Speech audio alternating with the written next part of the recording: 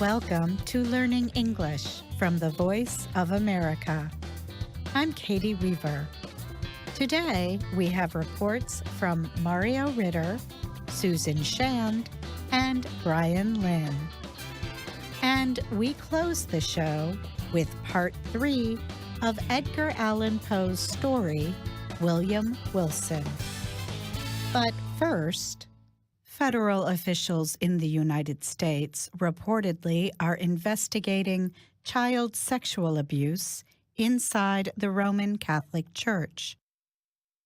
The Associated Press reports that the Federal Bureau of Investigation has officially demanded documents and statements from church leaders in Pennsylvania. The orders were presented to church officials last week, the AP says. In August, a grand jury released a report about such accusations.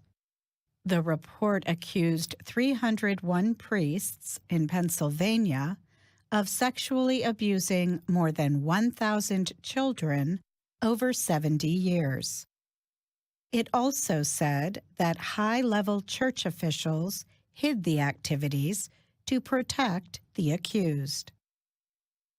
Federal government lawyers, called prosecutors, are now taking action. That is what two people who were not permitted to discuss the investigation told AP. They spoke to the AP on the condition that the news group would keep their identities secret.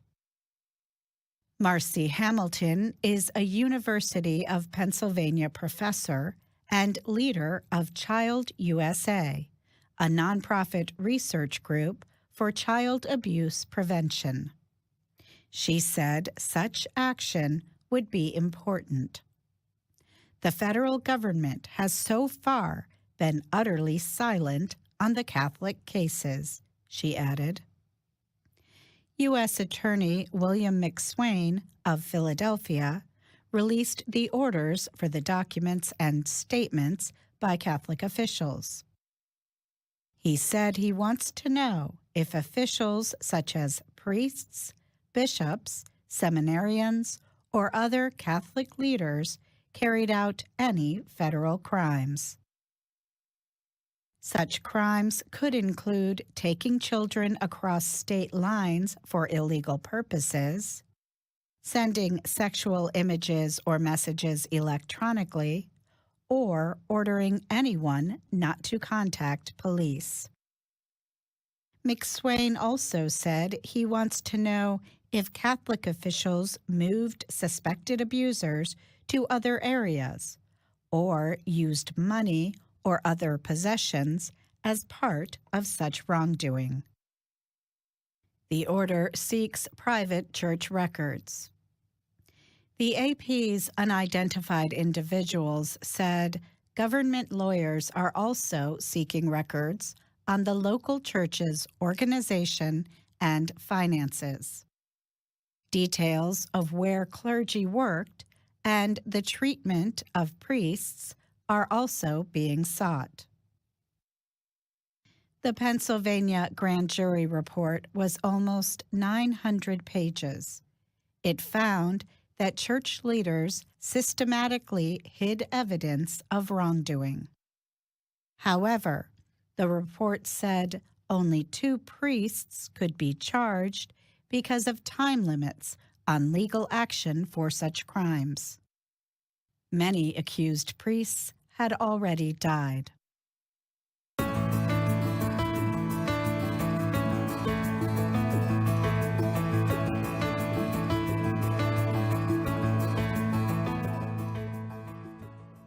Britain's Prince Harry is in Australia to open the 4th ever Invictus Games. The international competition is for military members and veterans wounded in battle. Prince Harry, also known as the Duke of Sussex, helped start the event in 2014 after attending a similar competition for wounded veterans in the United States. The prince himself served in the British Armed Forces for 10 years. The Duchess of Sussex and Prince Harry's wife, Meghan Markle, is also in Australia. The two are making their first royal tour with great media attention. They announced Monday they are expecting their first child. Invictus means undefeated in Latin. The Games bring together more than 500 competitors from 18 countries, including Afghanistan, France, Iraq, the United Kingdom, and the United States. Earlier Invictus Games were held in England, the United States, and Canada. After arriving in Australia, the prince thanked the Australian government for holding the event. Australia is, of course, home to some of the world's best sporting talent. But what you are about to see during these Invictus Games will be a demonstration of the power of sport to change lives, he said. Former Australian military officer Gary Robinson was in a Black Hawk helicopter when it crashed in enemy territory in 2010 in Afghanistan. He suffered a brain and back injury. He also lost part of his left leg. Now he is getting ready to compete in his 4th Invictus Games. He will compete in the sports of cycling, archery, and swimming. I am very honored, Robinson said. Invictus saved my life. Amazon recently announced it would become an official supporter of the 2018 Invictus Games, which are being held in Sydney. It also supported the 2017 Invictus Games in Toronto, Canada. Amazon founder and CEO Jeff Bezos said the company is committed to employing veterans. In a statement, Bezos said, "We find that their experience leading people is invaluable in our fast-paced work environment." The Invictus Games run from October 20th through 27th. Many of the events will be held in the same building used for the 2000 Olympics, which were also held in Sydney. I'm Susan Shane.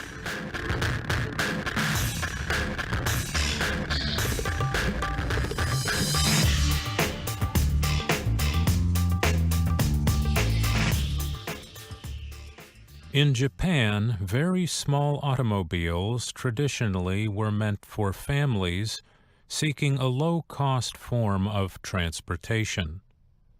But these mini-cars, also known as K-cars, have instead become popular with another group of drivers: older adults.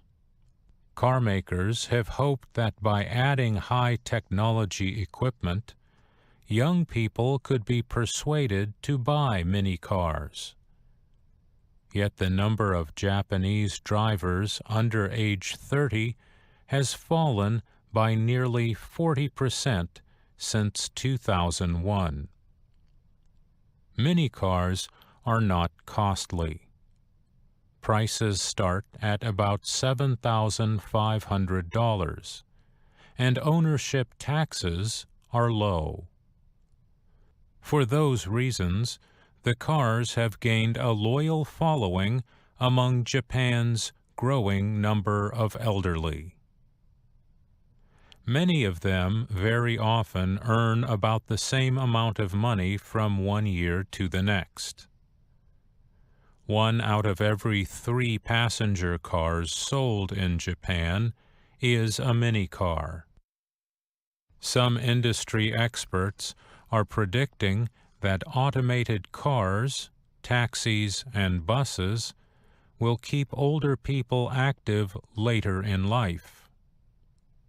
But until those high-tech products become a reality, K-cars are likely to continue to be popular in Japan, a country with an aging population.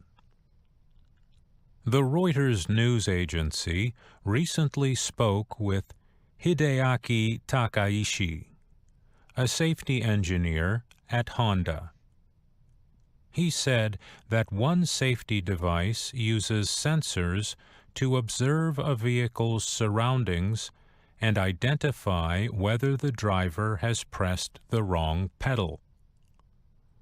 Car makers also are trying to develop artificial intelligence systems that can advise drivers. Such advice could include warnings about safety risks, such as if the vehicle is moving toward the side of the road. Takaishi said systems like this will help older drivers. They really want to maintain their independence while they're driving, and it's a skill they've honed over many years, he said.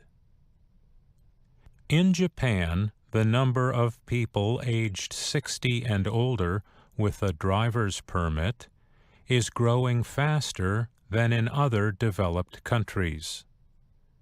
In many rural areas, some people are driving into their 80s and 90s. This has led to increased traffic accidents for older drivers, although the total number of accidents is decreasing.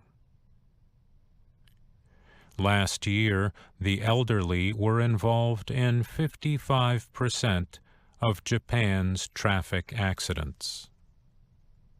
To deal with the problem, Japan's Ministry of Economy, Trade, and Industry launched a program to support safety technologies.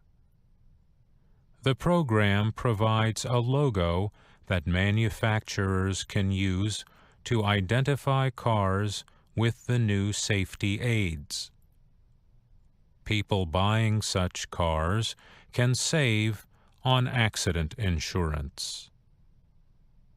The safety technology may only increase the popularity of Japan's K-cars. I'm Mario Ritter.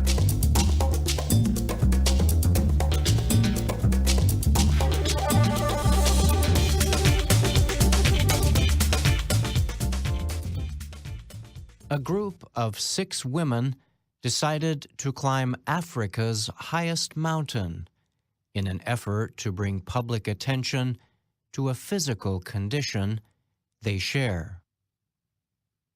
The women suffer from albinism, a genetic condition in which a person's skin, hair, and eyes lack pigmentation. One of the main signs of albinism is lighter than usual skin color. Other signs can include white hair and pink eyes. Many people with the condition also have problems with their eyesight and are extremely sensitive to sunlight. The 6 women set out to climb Tanzania's Mount Kilimanjaro earlier this month. The climb for albinism aimed to raise the visibility of women with albinism. They wanted to prove that women with the condition are not afraid to face difficult challenges. All the climbers say they have suffered discrimination and abuse because of their albinism. There are widely held stereotypes about the condition in some African nations. Some of these are based on incorrect beliefs or superstition. In some countries, women who give birth to babies with albinism are rejected by their husbands and families. Sometimes children with the condition are not accepted by their parents. Many children and adults with albinism are socially rejected. Nodumo Unkomanzi was one of the climbers. She told VOA that growing up in Zimbabwe, discrimination for people with albinism was not as bad as in some other countries. However, she said she suffered regular abuse.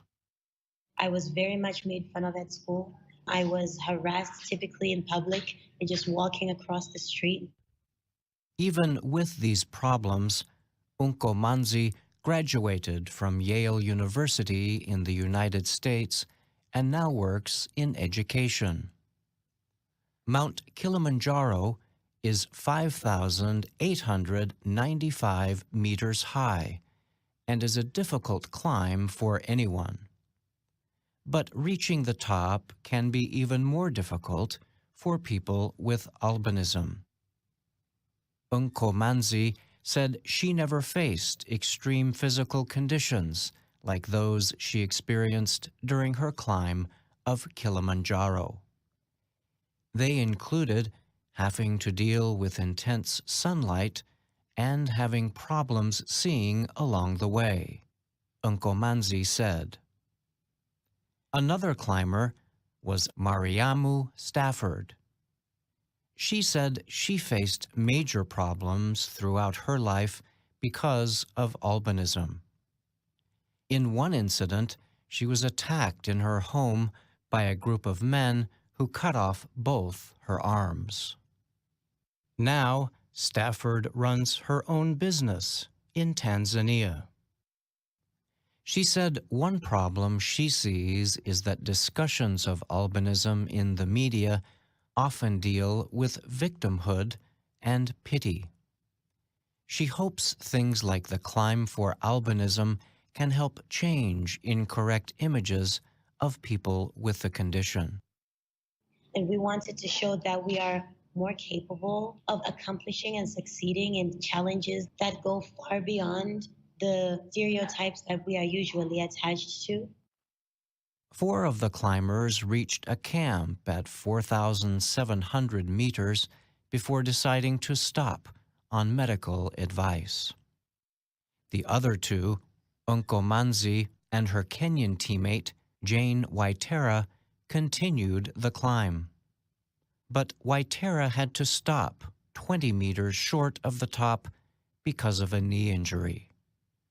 So, in the end, Unkomanzi was the one to represent the whole team.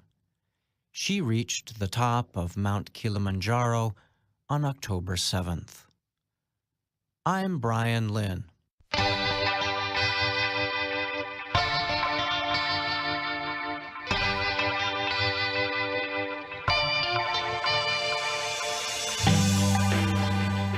Now it is time for our program, American Stories. William Wilson, Part 3. You will remember that in the last part of my story, I told of my experiences in my first school. I spoke of my early meetings with a boy who looked and behaved as I did, whose name was even the same as mine, William Wilson. I told of the night when I went to Wilson's room with a plan to hurt him. What I saw that night so frightened me that I left the room and the school forever. As I stood looking down at his sleeping form and face, I might have been looking at myself in a looking-glass. It was not like this, surely not like this, that he appeared in the daytime. The same name, the same face, the same body, the same day of coming to school, and then his use of my way of walking, my manner of speaking. Was it in truth humanly possible that what I now saw was the result, and the result only, of his continued efforts to be like me? Afraid, I left the old school and never entered it again. After some months at home, doing nothing, I went to study at the famous school called Eton. I had partly forgotten my days at the other school, or at least my feelings about those days had changed. The truth, the terrible truth of what had happened there, was gone. Now I doubted what I remembered. Now I called the subject into my mind only to smile at the strength of the strange ideas and thoughts I had once had. My life at Eton did not change this view. The fool's life into which I carelessly threw myself washed away everything that was valuable in my past. I do not wish, however, to tell here the story of my wrongdoing which went against every law of the school and escaped the watchful eyes of all the teachers. 3 years of this had passed, and I had grown much larger in body and smaller in soul. 3 years of wrongdoing had made me evil. One night I asked a group of friends who were as evil as I to come to a secret meeting in my room. We met at a late hour. There was strong drink, and there were games of cards, loud talking until the new day began appearing in the east. Warm with the wine and with the games of chance, I was raising my glass to drink in honor of some especially evil idea when I heard the voice of a servant outside the room. He said that someone had asked to speak with me in another room. I was delighted. A few steps brought me into the hall of the building. In this room no light was hanging, but I could see the form of a young man about my own height, wearing clothes like those I myself was wearing. His face I could not see. When I had entered, he came quickly up to me, and taking me by the arm, he said softly in my ear, "William Wilson." There was something in the manner of the stranger and in the trembling of his uplifted finger which made my eyes open wide. But it was not this which had so strongly touched my mind and heart.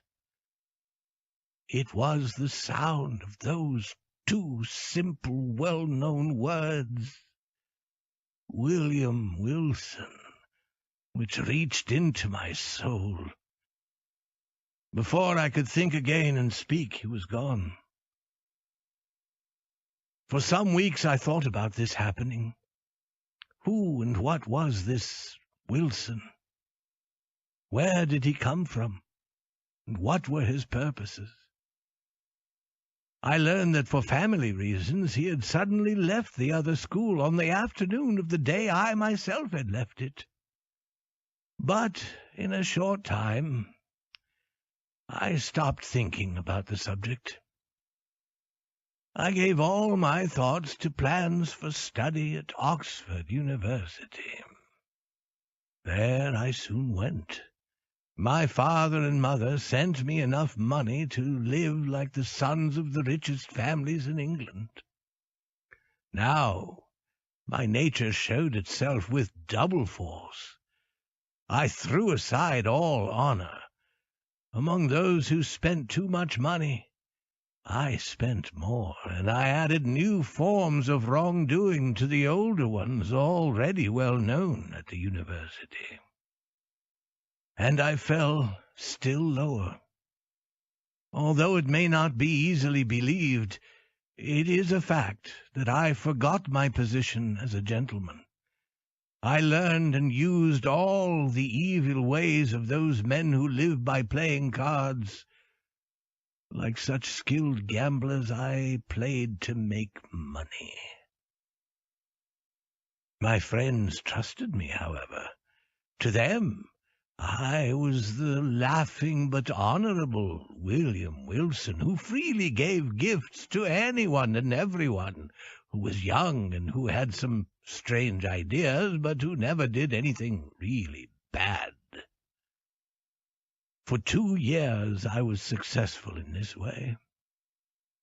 Then a young man came to the university, a young man named Glendinning, who, people said, had quickly and easily become very rich. I soon found him of weak mind. This, of course, made it easy for me to get his money by playing cards. I played with him often. At first, with the gambler's usual skill, I let him take money from me. Then my plans were ready. I met him one night in the room of another friend, Mr. Preston. A group of 8 or 10 persons were there. By my careful planning, I made it seem that it was chance that started us playing cards. In fact, it was Glendinning himself who first spoke of a card game. We sat and played far into the night, and at last the others stopped playing.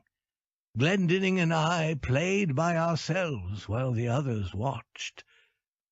The game was the one I liked best, a game called écarté.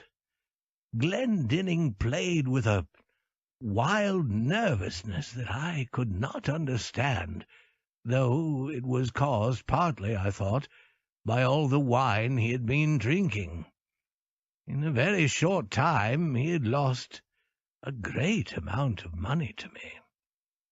Now he wanted to double the amount for which we played. This was as I had planned, but I made it seem that I did not want to agree. At last I said yes. In an hour he had lost 4 times as much money as before. For some reason his face had become white. I had thought him so rich that losing money would not trouble him, and I believed this whiteness, this paleness, was the result of drinking too much wine. Now, fearing what my friends might say about me, I was about to stop the game when his broken cry and the wild look in his eyes made me understand that he had lost everything he owned. Weak of mind and made weaker by wine, he should never have been allowed to play that night. But I had not stopped him. I had used his condition to destroy him. The room was very quiet. I could feel the icy coldness in my friends. What I would have done I cannot say, for at that moment the wide, heavy doors of the room were suddenly opened. Every light in the room went out. But I had seen that a man entered. He was about my own height, and he was wearing a very fine long coat. The darkness, however, was now complete, and we could only feel that he was standing among us. Then we heard his voice. In a soft, low, never-to-be-forgotten voice, which I felt deep in my bones, he said, "Gentlemen, I am here only to do my duty. You cannot know the true character of the man who has tonight taken a large amount of money from Mr. Glendinning. Please have him take off his coat, and then look in it very carefully." While he was speaking, there was not another sound in the room, and as he ended, he was gone. That is our show for today. For VOA Learning English, I'm Katie Weaver. Thanks. Thanks for listening.